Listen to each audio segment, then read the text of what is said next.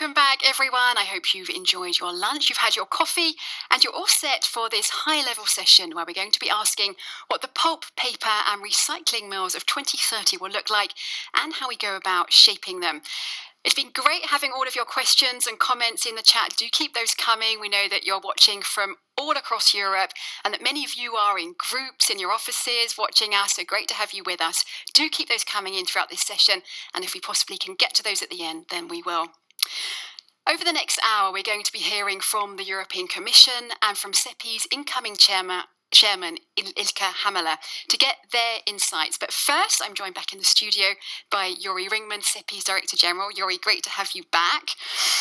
Jori, Cepi has around 500 companies across Europe, more than 900 pulp and paper mills, many of you from those mills and companies watching now.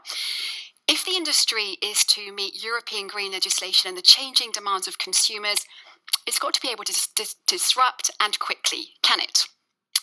I think that's a very important question, Naomi, and I think it's not only to disrupt, but we need to bio-disrupt. Concept. So, Jori, for now, thank you. And to get us started with this conversation, we have this message from Kerstin Jorna, the Director General of DG Grow, welcoming Cepi's vision. Let's take a look.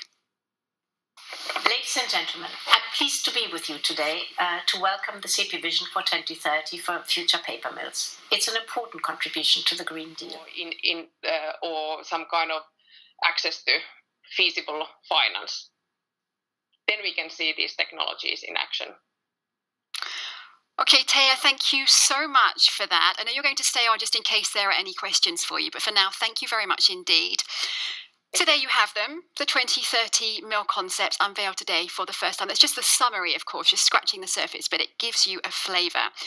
Well, Ilka is still with me in the studio, and we're also joined by Peter Droel, who is Director at Prosperity, DG Research and Innovation, to discuss these mill concepts. Peter, a warm welcome to you. Great to have you here. Thank you. And I have to say, great title. What does it mean? It means that the entire Research and Innovation Department of the EU has been reoriented around sustainability. So we have directives for prosperity, but also for people and for planet. Because we see, and you see that also in COP26, the leading role science has in this transition. And my mandate is about industrial technologies, knowledge valorization, investment agendas in order to make these transitions possible. It's going to be very interesting to people watching here. And I have to say, you did say to me just before you came on that I could drill you. So I do encourage you, get those questions in the chat. And if we can, we'll get them in. We'll put them to Peter. This is your chance. So let's start then. Your reaction, Peter, to Cepi's 2030 mill concepts. It's a pleasure to see the comprehensive analysis of technologies at stake, how they can contribute in the different production sectors. And for